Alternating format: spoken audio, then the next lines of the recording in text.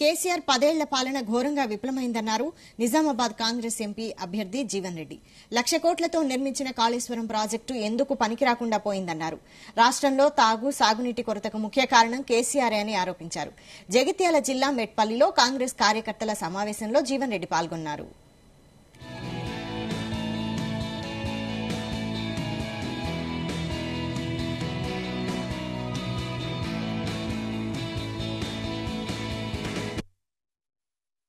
కానీ ఒక ప్రతిపక్ష నాయకుడుగా ఆయన బాధ్యత గుర్తుంచుకున్నాను. ఆయన ముఖ్యమంత్రిగా ఈ బాధ్యతలు సక్రమంగా నివృత్తి చేయబడి ఉంటే సమస్యస్పరంగా కాకపోతున్నాయి కదా.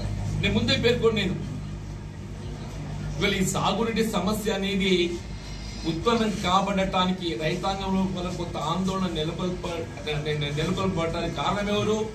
కేసీఆర్. ఆయన రబ్బీ సాగునీటి ప్రణాళిక రూపొందించబడలేకపోవడంతో రబ్బీకి సంబంధించిన సాగునీటి ప్రణాళిక గట్ట రూపొందించారు. ఎస్ఆర్ఎస్పీలో ఉన్న నీటిని ఏదైతుందో మరి జాగ్రత్త మనం వినియోగించుకుని ఉండి ఉన్నట్టయితే నువ్వు ఆనాడే గట్ట మేడిగడ్డ నుండి ఎల్లంపల్లి నుండి మిటిమాని నీటిని తరలించుకుంటే మనం దాదాపు 10 TMC నీరు ఇక్కడ మనకు అదనం ఉంటుంది. ఈ 10 TMC నీరు కొరత రావడానికి కేసీఆర్ నైతిక బాధ్యత వహించాలని చెప్పండి.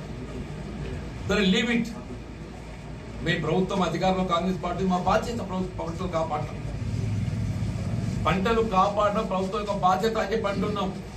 చివరి నీటి బొట్టు వరకు కూడా ప్రాజెక్టులో ఉన్న చివరి నీటి బొట్టు వరకు కూడా పంటలు కాపాడటం, అట్లా త్రాగునీటి ఇద్దడి కొరకు సమస్య ఉత్పన్నం కాకుండా చూడటం ప్రభుత్వం బాధ్యత వహించని చెప్పంటాం. ఒక్క రూపాయి దాకా ఉన్నదే సంతోషమైన దిగుతా అంటే ఉదిక్కు ఆయన పార్టీ కనుమరుగైతుంది. ఆయనకి ఏం చేయాలో తోస్తలేదు. ఇట్లానే ఏదైతుందో కొంత ప్రజలకు పోతే మనం గుర్తింపు రాకపోతే చెప్పారు. ప్రజలు విజ్ఞులు అని చెప్పంటూ నేను ఆయన సంతోషం తిరుగుతాయి. వెల్కమ్. ఇప్పుడు నేను చెప్పినా కదా బాబు, ఇక్కడ టీఆర్ఎస్ పూర్తిగా వైఫల్యం చెందింది. రాష్ట్ర స్థాయిలో పార్టీ కనుమరుగైపోతుంది. అంటే జాతీయ స్థాయిలో కూడా భారతీయ జనతా పార్టీ ఓటు అడగడానికి ఏ విధమైన యొక్క నైతికత కనబడటం లేదంటున్నారు. దేశంలో ప్రధాన ఉత్పత్తి రంగం ఏది? వ్యవసాయం. జాతీయ స్థాయిలో ప్రధాన ఉత్పత్తి రంగం వ్యవసాయం అంటున్నా. మీరు ప్రత్యక్షంగా పరోక్షంగా మోర్ దెన్ 70 to 80% వ్యవసాయంపై ఆధారపడతారు.